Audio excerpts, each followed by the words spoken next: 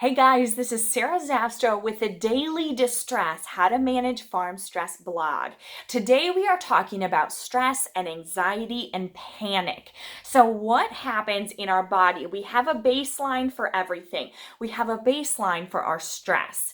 And anytime something happens that requires our attention or our energy, we feel a little bit of stress, right? So, depending on your situation, if you're a farm spouse, if you farm, if you are a professional in agriculture, those stressors are going to look different. But remember, it's anything that requires your attention, okay? So maybe it is 47 emails the first thing of the day. Maybe it's that the cows got out, that there's a breakdown, that there's a hole in the fence. Maybe your kids need something. You have a mess to clean up. You have to prepare something for later in the day.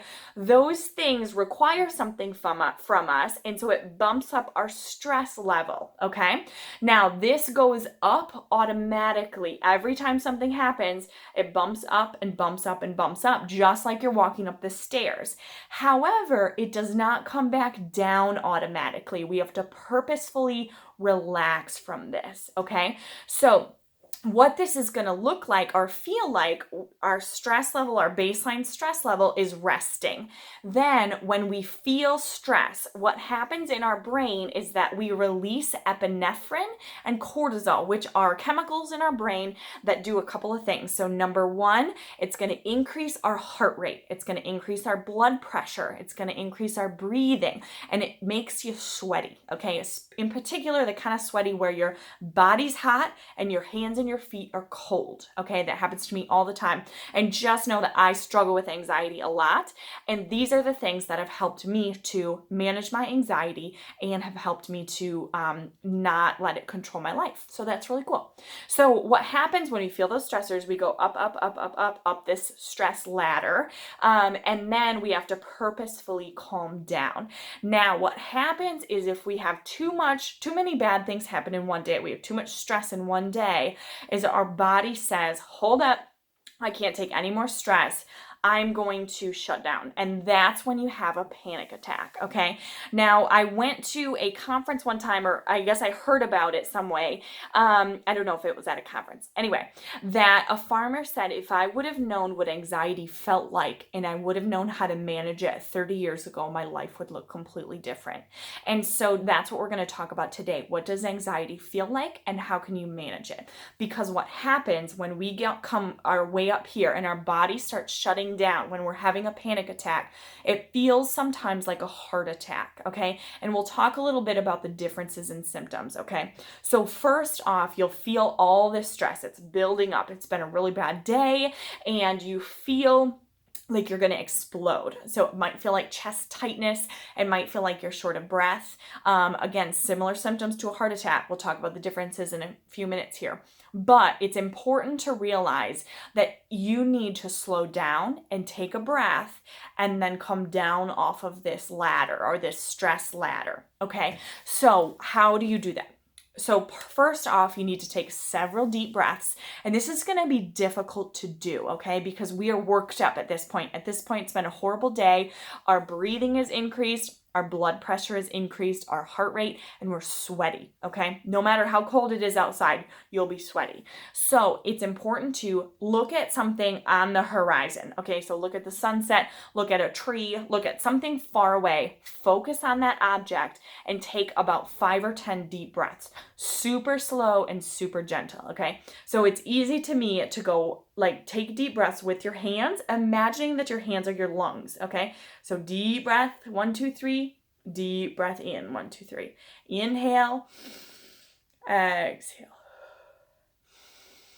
Good, and so you're gonna do those, several of these, until you start to feel like your breathing has calmed down a little bit, like your heart rate has calmed down, your blood pressure, and you're feeling more normalized in temperature, okay? So if you do those and you're feeling better, it's not a heart attack, so that's good. If you do those and it's not feeling better, then you need to seek more medical attention. However, this is important that we're making this distinction, and it's important that we know how to manage that. So sometimes we have this baseline, right? But when the markets are bad, when we know our profit margin is slim, when we have external stressors, maybe you have a parent or a child that's sick. Maybe you have other things in your life that are going on. Typically, there's other things also, right? There's an issue with your staff. There's an issue with your family. There's something else going on.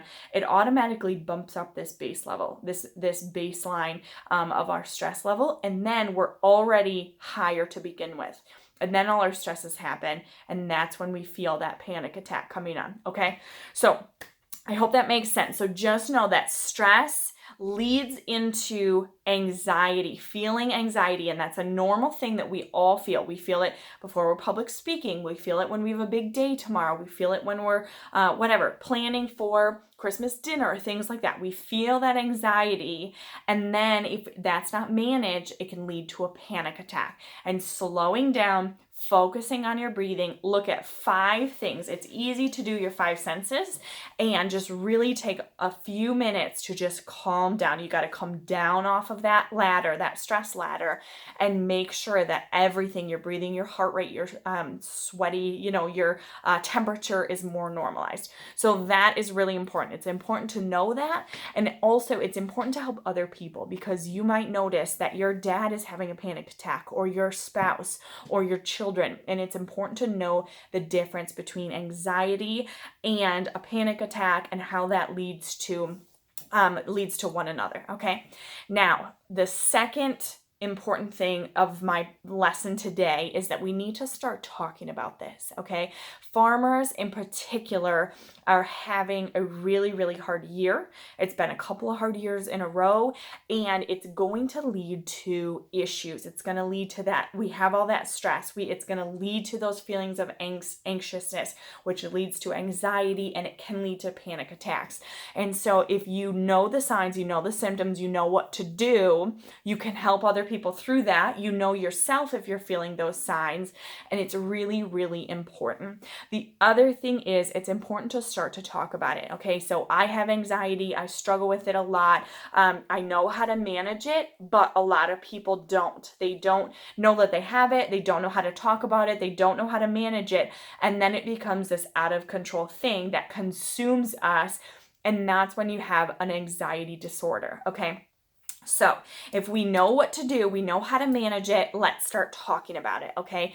And the way that I brought this up the first time to my kind of everybody, my family, my friends, my spouse, things like that, was that I just said, sometimes I just feel terrible, like I just can't breathe, and does that ever happen to you? And pretty much everyone was like, oh yeah, that happens all the time. And then I said, and you know what I figured out? That's anxiety. That's what anxiety feels like. I have anxiety.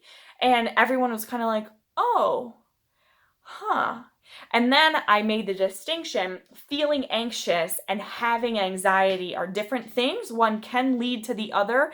And when our circumstances are so stressful like they are, right? The markets are terrible. Public opinion is horrible. Our profit margins are slim to none.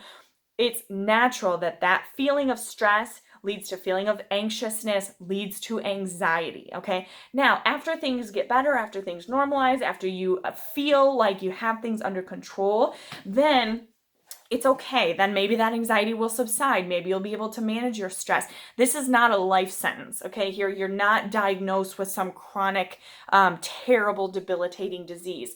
But managing your anxiety is the best tool that you can have to living a joyful and fulfilling life, okay? So that's why I made this video today. I hope that you like it. Please, please, please share it with people. You guys, this video is going to be really, really helpful for those people who struggle with anxiety. And like I said, it does not have to be some huge, terrible diagnosis, right? This is treatable, and it's not even something where sometimes you can treat it at home, right? I just learned how to manage it myself.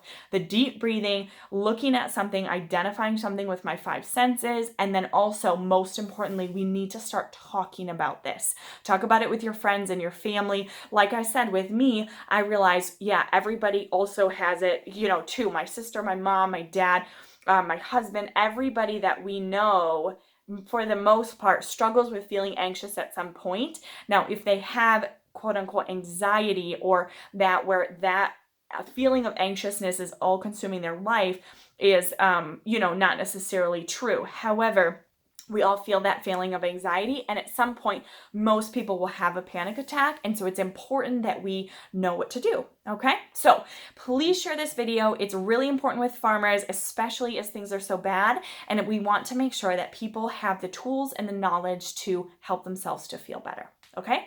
You guys have a great day. Let me know if you have any questions, and we will talk to you soon. Bye.